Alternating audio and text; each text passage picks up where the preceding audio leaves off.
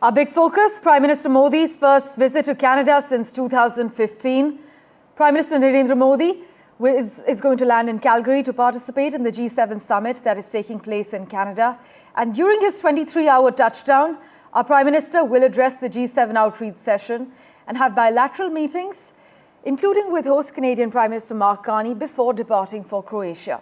You must note that the US President Donald Trump has cut short his trip to Canada for a meeting with world leaders, and he's flying back to Washington. This is what the White House has confirmed, citing what's going on in the Middle East as we speak.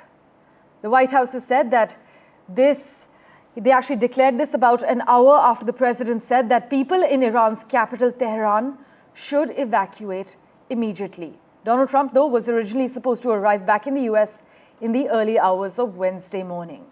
Maha Siddiqui has been tracking all the G7 action on ground zero for us.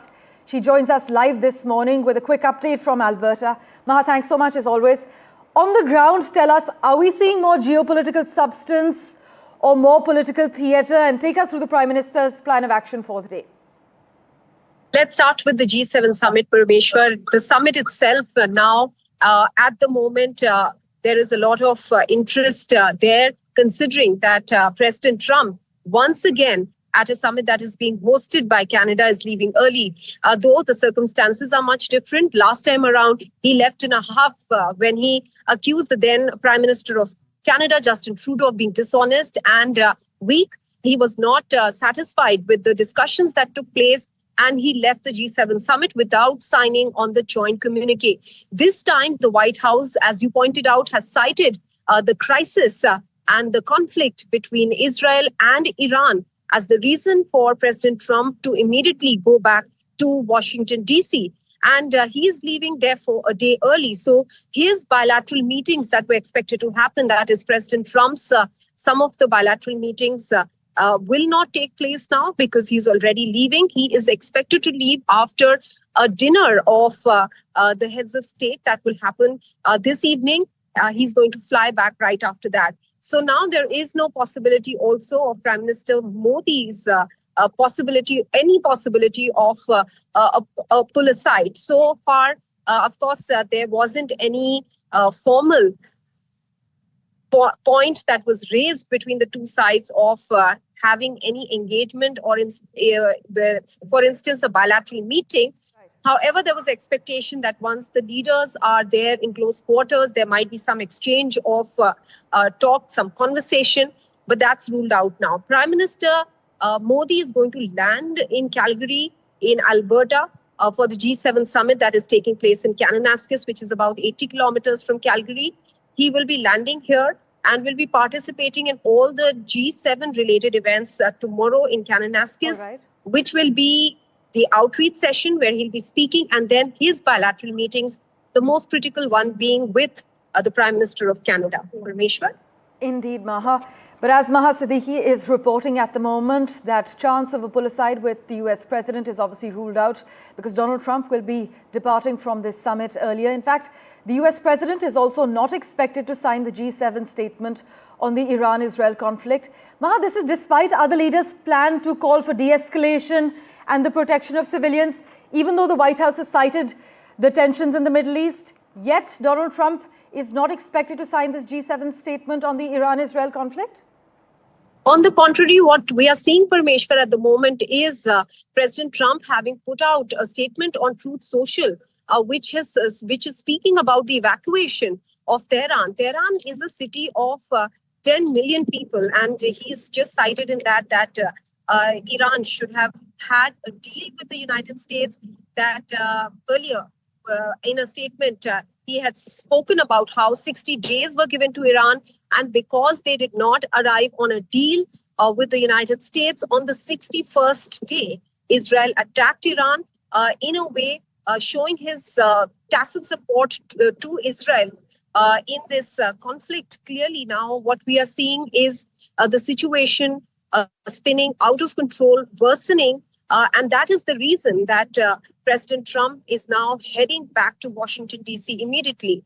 So as the G7 leaders, the other leaders of G7, and we've seen leaders asking for some resolution or bringing down the tensions, especially in West Asia, considering that we have seen an ongoing crisis, one after another, in that region. There have been calls for de-escalation, but it now appears that US, yes, this time, standing apart from the rest of the G7 members on that aspect. Coming back to India now, Prime Minister Modi will be landing in a couple of hours here.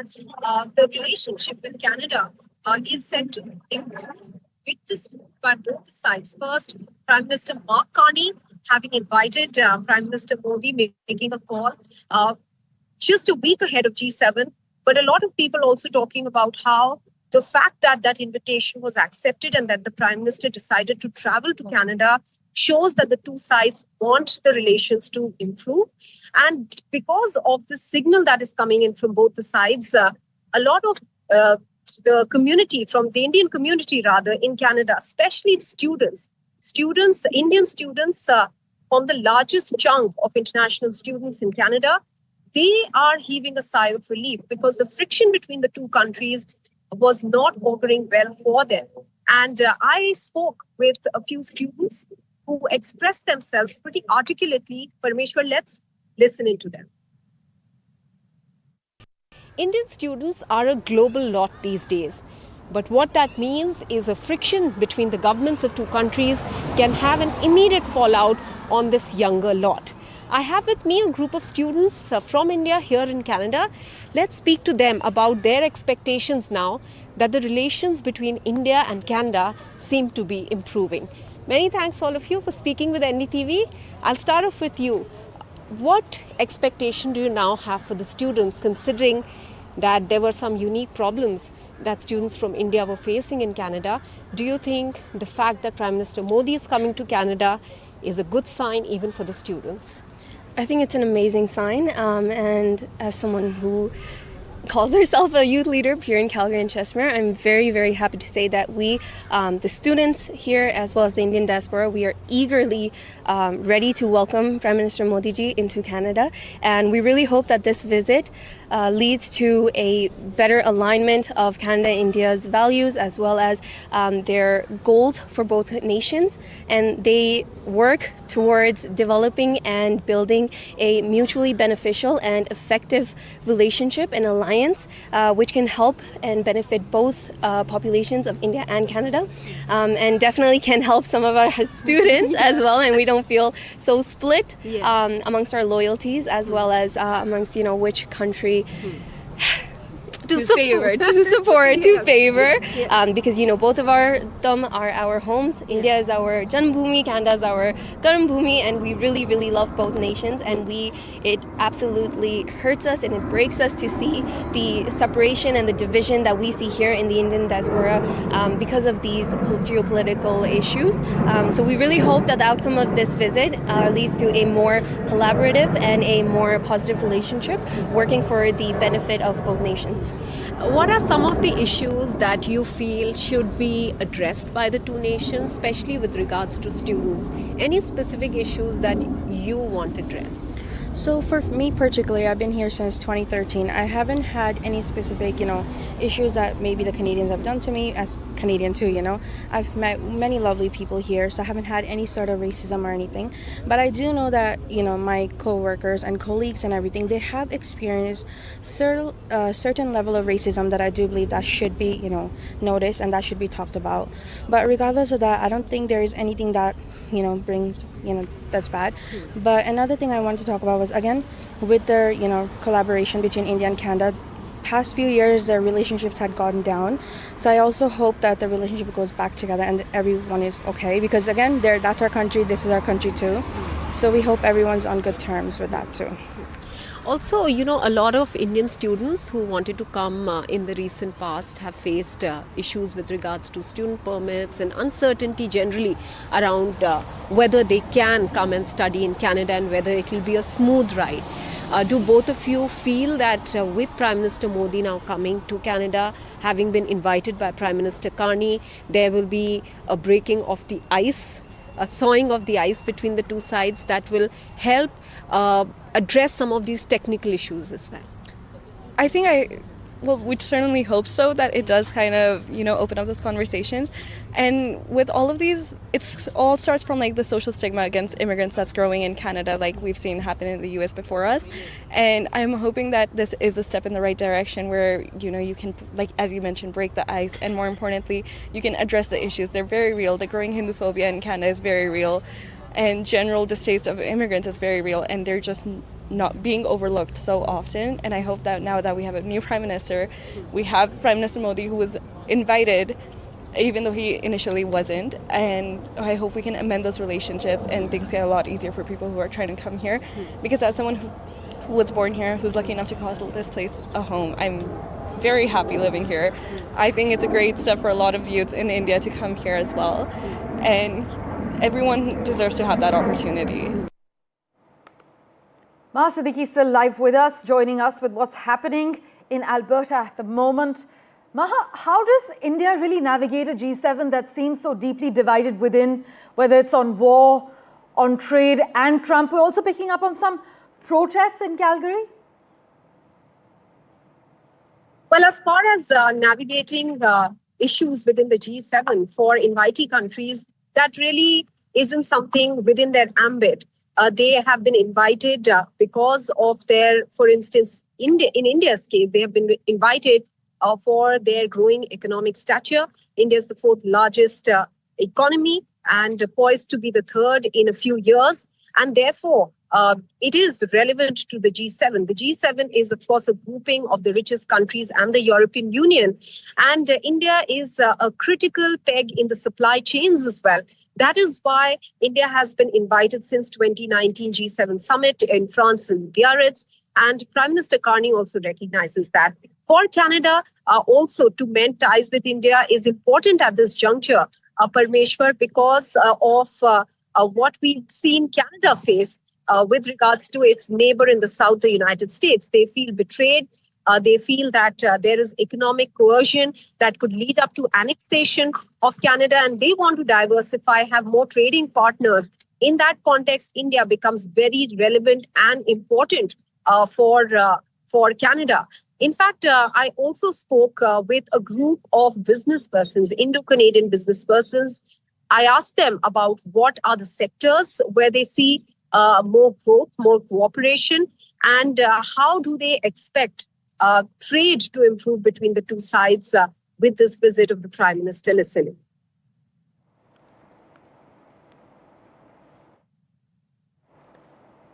Feeling a sense of betrayal from the United States, Canada is looking to diversify its trading partners. And here's where India comes into focus. As a critical country in the Indo-Pacific, Canada recognizes the importance of India, and the new Prime Minister, Mark Carney, wants to leverage this relationship now by the first step that he's taking in trying to improve the ties. How will this help the trading community as well, which has been looking out for improvement in ties? I have with me a group of business persons here in Calgary, and they are keenly awaiting the Prime Minister's visit in the hope that this will act as an icebreaker. What are the sectors where you see an improvement in trade between India and Canada, especially once the relationship gets better? Yeah, I think it would be mainly oil and gas, which is basically India is importer. LNG they can import from Canada, and then oil also. And that is the big for India. And then for Canada, it is vice versa. It should be basically defense and technology and IT. India's goods trade with Canada is highly under potential. As far as services trade is concerned, it is slightly better. Do any of you see any other sectors where you believe that improvement is going to impact the overall relationship as well, make the two countries come closer via trade? You want to say? Thank you for the question. I think this is a very important point for the Canadian. As we all know, as a Canadian, there are lots of healthcare issues here in Canada. And as an individual, as a group, all Canadian, most of them are waiting to get the treatment. I will give you just a small example very quickly. One of my known's husband, he diagnosed with the last stage cancer, and they told us that he's here for only for 3 months, but the waiting list is for 6 months. So this is what we are all Canadians are facing, and this is very, very important. We are looking for a healthcare industry, and India is the one that we can look forward. With regards to issues like visas as well, they become a problem whenever there is a friction between the two countries, causing a lot of problem to the common man. But I want you all to explain the fallout on the trading community as well, the business persons, when such visa hurdles are created. So I can say one thing, there is so many gossips going between both countries. Right now, the relation going to start right away. So might be once they sit both countries together, there is so many things they have to settle, and especially the visa, student visas or work permits. Right now, 2025, there is so many visas is expiring. Fortunately, if both countries has like a good relation, definitely they can give like a good opportunity for the newcomers or like students or everyone. We are expecting those things, and certainly these things will settle by this G7 meeting. Hope for best. That's it.